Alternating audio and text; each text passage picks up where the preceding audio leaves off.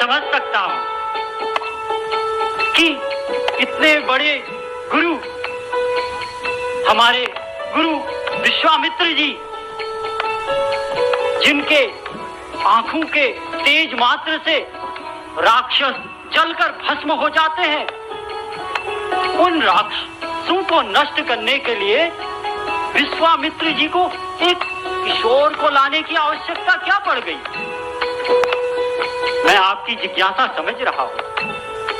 आप सभी इस गुरुकुल में नए छात्र हैं। आपको विश्वामित्र जी के बारे में ज्यादा कुछ नहीं पता है, तो मैं आज आप सभी को विश्वामित्र जी के इतिहास के बारे में बताता हूं। तो ये उस समय की कथा है जब विश्वामित्र राजा हुआ करते थे। आपको ज्ञात है, हमारे गुरुदेव राजा हुआ करते थे।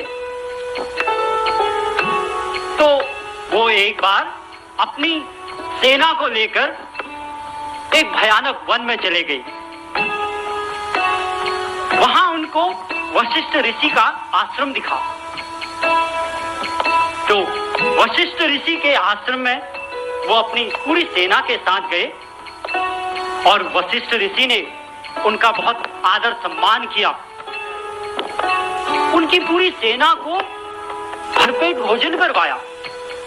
अब विश्वामित्र जी को ये अचंभा हुआ कि इस बीहड़ जंगल में, जहां दूर दूर तक एक भी घर नहीं है, वहां वशिष्ठ जी ने ये भोजन की व्यवस्था कैसे की?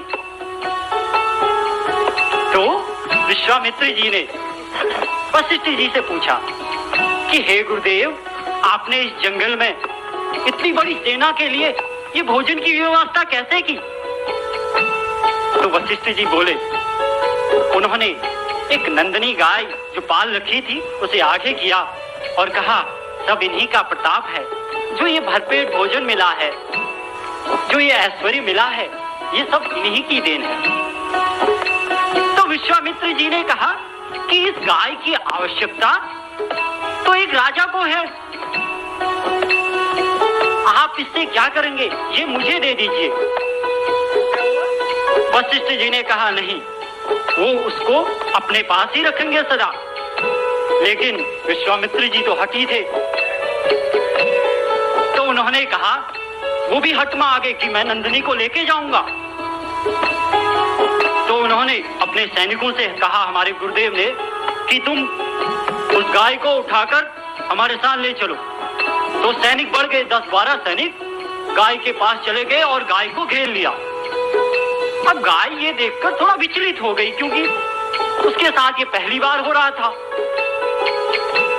तो गाय ने आव न देखा ताव 10-12 सैनिकों को उठा के पटक दिया और अपने गुरु वशिष्ठ जी के पास में आकर खड़ी हो गई। अब हमारे गुरुदेव विश्वामित्र जी और क्रोध में हो गए। उनके जो पुत्र थे, उन्होंने वशिष्ठ जी पर बाणों की बौछार कर दी। अब जैसे ही उन्होंने बाणों की बौछार की, उनके पुत्र जल गए। अब ये देखकर विश्वामित्र जी अंदर से टूट जैसे गए। वो अपने राज लौटे, अपने एक पुत्र को राजपाट दिया और खुद हिमालय चले गए तपस्या करने के लिए। शंकर भगवान की तपस्या में हमारे गुरुदेव लीन हो गए। घनघोर तपस्या के बाद शंकर भगवान ने हमारे गुरुदेव को दर्शन दिए। कहा, क्या चाहिए आपको? तो विश्वामित्र जी ने कहा, प्रभु, मुझे इस संसार के लौकिक अलौकिक अस्त्र शस्त्र सब मुझे दे दीजिए। तो शंकर भगवान ने कहा, तथास्तु, यही होगा। और अब विश्वामित्र जी क्रोध में वशिष्ठ ऋषि के आश्रम की ओर बढ़े और वशिष्ठ ऋषि के आश्रम पहुंचते ही उन्होंने सारे अस्त्र शस्त्र वशिष्ठ ऋषि के आश्रम की ओर छोड़ दिए। सारे पशु पक्षी इधर उधर भागने लगे।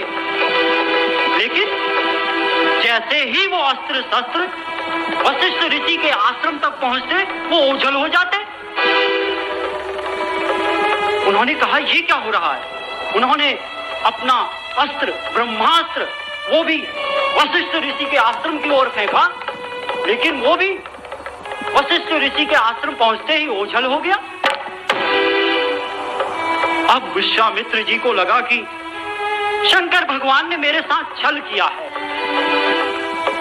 फिर उन्होंने सोचा कि वशिष्ठ जी तो ब्रह्म ऋषि हैं, इसलिए उनके पास ये सारी शक्तियां हैं, तो मुझे भी ब्रह्म ऋषि बनना होगा। तो वो फिर से एक बार तपस्या में लीन हो गए और घनघोर तपस्या की। तो ब्रह्मा जी ने उनको दर्शन दिया। ब्रह्मा जी ने कहा कि हे राजन, मैं आपको राजाओं का ऋषि राज ऋषि घोषित करता हूं, लेकिन हमारे गुरुदेव को तो ब्रह्म ऋषि बनना था, वो उससे नीचे तो कुछ स्वीकार ही नहीं करना चाहते थे। ब्रह्मा जी अंतर्ध्यान हो गए और हमारे विश्वामित्र जी पुनः तपस्या में लीन हो गए।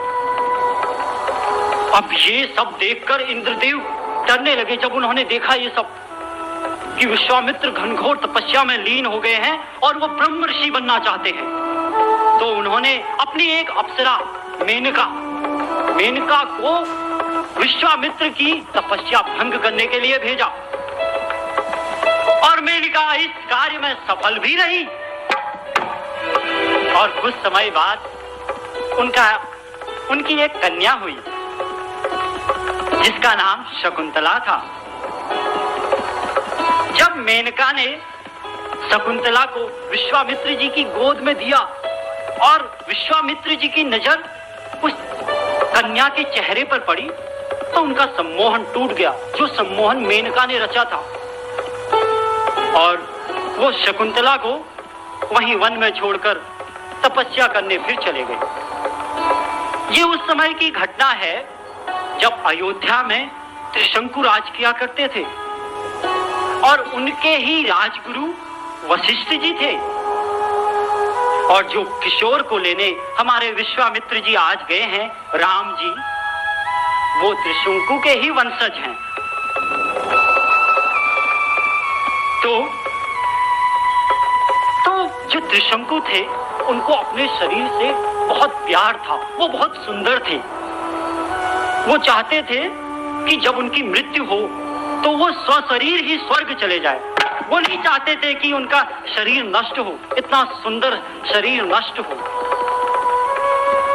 तो वो वशिष्ठ ऋषि के पास गए और उनसे कहा कि हे गुरुदेव, मैं चाहता हूं कि मैं स्वशरीर ही स्वर्ग लोक जाऊं। लेकिन वशिष्ठ ऋषि ने कहा कि ये संभव नहीं है, मैं ये नहीं कर सकता। तो वो वशिष्ठ ऋषि के पुत्र के पास चले गए।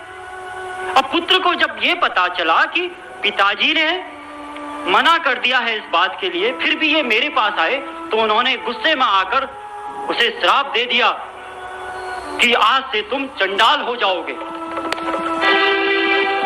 और तब जाकर त्रिशंकु विश्वामित्र हमारे गुरुदेव के पास आए।